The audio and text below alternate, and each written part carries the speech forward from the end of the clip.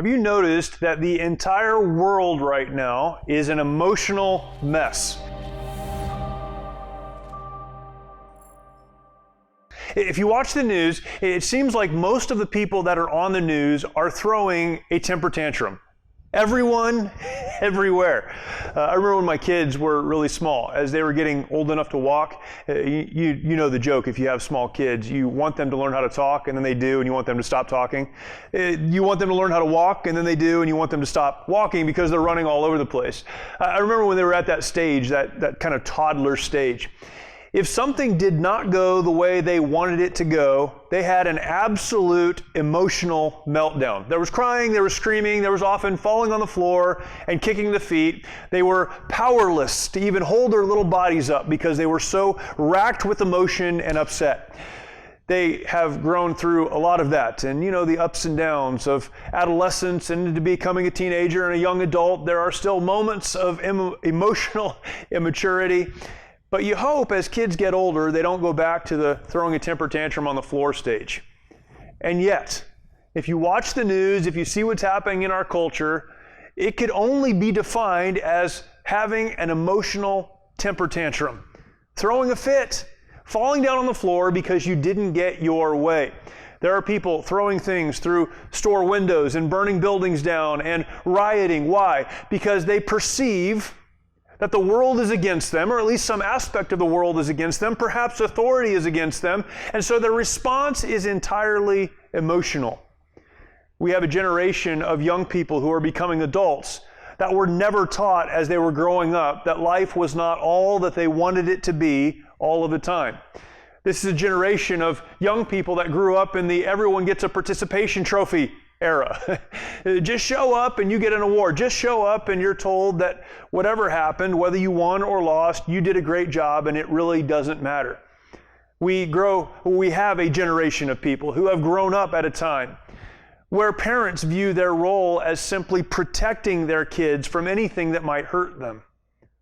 The problem with this, and as a parent, I want to protect my kids from anything that can hurt them, but the problem with this is that we prevent them not from being hurt, but from growing.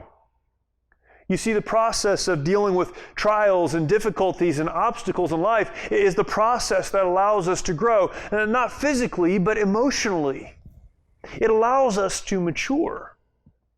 You see, an emotionally mature person is someone that has emotion, that feels emotion, but that controls their emotion, that has it bridled, that couples their emotion with intellect, that they process that emotion through what is actually true, not simply what they feel. And yet again, we're living through a moment in time where the intellect, the what is true, has been divorced. It's been completely separated from the emotional, what I feel. And those who are out and about, those who we see on the news every night, those who are leading, in so many ways, are responding entirely emotionally. It doesn't matter the age, but in a very real sense, they're like the toddler who throws themselves on the floor and kicks their feet because they didn't get what they want. Is it any wonder we cannot have a rational conversation about differences? For the perspective today, we need to understand that emotion is something God gave to us. It's something we experience and something that makes things good or bad, as the case may be. It's something we don't apologize for, but it's something that cannot lead the way. Emotion needs to follow intellect. Emotion creates passion attached to that intellect that creates so much movement and so much good movement. But it must be bridled and it must be controlled or it becomes destructive. Emotional immaturity says it's my way or no way. Does that sound familiar? That is the exact moment in which we are living today. Although you cannot control every temper tantrum throwing child in your world, what you can do is teach your kids to grow up into emotionally mature, emotionally stable, intellectually led people, and to expect and demand the same from yourself.